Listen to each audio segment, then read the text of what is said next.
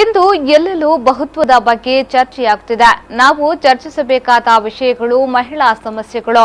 ಶಬರಿಮಲೆಗೆ ಮಹಿಳೆಯರ ಪ್ರವೇಶಕ್ಕೆ ಸುಪ್ರೀಂ ಕೋರ್ಟ್ ಸಮ್ಮತಿಸಿದೆ.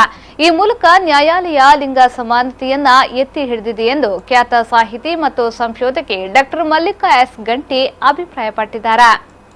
ಆಳ್ವಾಸ್ ನುಡಿಸಿರಿ 2018ರ ಸಮ್ಮೇಳನಾಧ್ಯಕ್ಷೀಯ ನೆಲೆಯಲ್ಲಿ ಆಶಯ ಭಾಷಣ ಮಾಡಿದ ಡಾ ಮಲ್ಲಿಕಾ ಎಸ್ ಗಂಟಿಯವರು ಶಬರಿಮಲೆಗೆ ಮಹಿಳೆಯರ ಪ್ರವೇಶಕ್ಕೆ ಸುಪ್ರೀಂ ಕೋರ್ಟ್ ಸಮ್ಮತಿಸಿದೆ.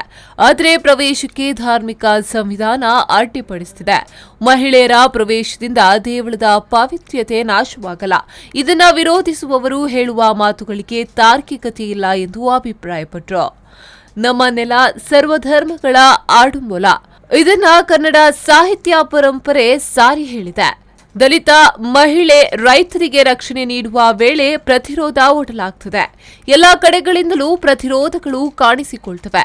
ಧಾರ್ಮಿಕ ಬಹುತ್ವಕ್ಕೆ ಕರ್ನಾಟಕ ಇಂದಿನಿಂದಲೂ ತೆರೆದುಕೊಂಡಿದೆ. ಅಮಾಯಕರ ರಕ್ತ ಬೀದಿಯಲ್ಲಿ ಬೀಳದಂತೆ ನೋಡುವ ಮಹತ್ತರ ಜವಾಬ್ದಾರಿ ಬರಹಗಾರರ ಮೇಲಿದೆ. ಚರಿತ್ರೆಯ ಪ್ರಮಾದ ಗಾಯಗಳಿಗೆ ರಕ್ತ ಒಂದೇ ಮದ್ದಲ್ಲ, ಶಾಂತಿ ಪ್ರೀತಿ ಗಾಯವನ್ನ ಗುಣಪಡಿಸುವ ಔಷಧಿಗಳು ಎಂದು ಸಮ್ಮೇಳನಾಧ್ಯಕ್ಷೆ ಮಲ್ಲಿಕಾ ಎಸ್ ಗಂಟಿಯವರು ಹೇಳಿದರು.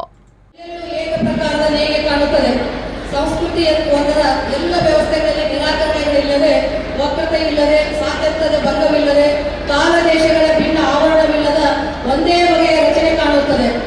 ಆತುರದಲ್ಲಿರುವವರಿಗೆ ಇದು ಆಕರ್ಷಕ ನೋಟ.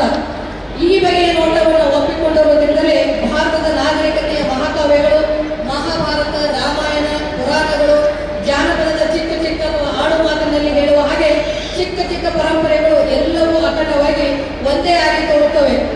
ಚಿಕ್ಕ ಪರಂಪರೆಗಳು ಸಾಮಾನ್ಯರಿಗೆ, ದೊಡ್ಡ ಪರಂಪರೆಗಳು ದೊಡ್ಡವರಿಗೆ ಎನ್ನುವ ಎ.ಕೆ. ರಾಮಾನುಜನ್ನವರ ಭಾರತದ ಸಾಂಸ್ಕೃತಿಕ ಪರಂಪರೆಯನ್ನ ದೃಷ್ಟಿಕೋನದಲ್ಲಿ ಇಟ್ಟುಕೊಂಡು ಈ ಮಾತುಗಳನ್ನು ಹೇಳಿದ್ದಾರೆ. ಮುಂದುವರೆದು ಅವರ ಮಾತುಗಳನ್ನು ಹೇಳುವುದಾದರೆ, ಭಾರತದ ಸಾಂಸ್ಕೃತಿಕ ಪರಂಪರೆಗಳು ಎಂದೂ ಕರಗಿಸಿ ಒಂದಾಗಿಸಲಾಗದಂತ ಬಹುವಚನದವು. ಅನೇಕ ಬಾರಿ ಒಂದೊಂದು ಹೊಸ ರೂಪಗಳನ್ನು ನಿರಂತರವಾಗಿ ಉತ್ಪಾದಿಸುತ್ತಲೇ ಇರುತ್ತವೆ. ಕೊನೆಯ ಪಕ್ಷ ಸಂದರ್ಭ ಸಂವೇದಿತ್ವ ಮತ್ತು ಆ ಬಗೆಯ ಸಂವಾದಾತ್ಮಕ ಪ್ರತಿಫಲನ ಎಂಬ ತತ್ವಗಳಿಗೆ ಅನುಸಾರವಾಗಿ ವ್ಯವಸ್ಥೆಗೊಂಡಿರುವಂತವುಗಳು. News bureau V4 News 24/7 ಮೂಡಿಬಿದ್ರೆ.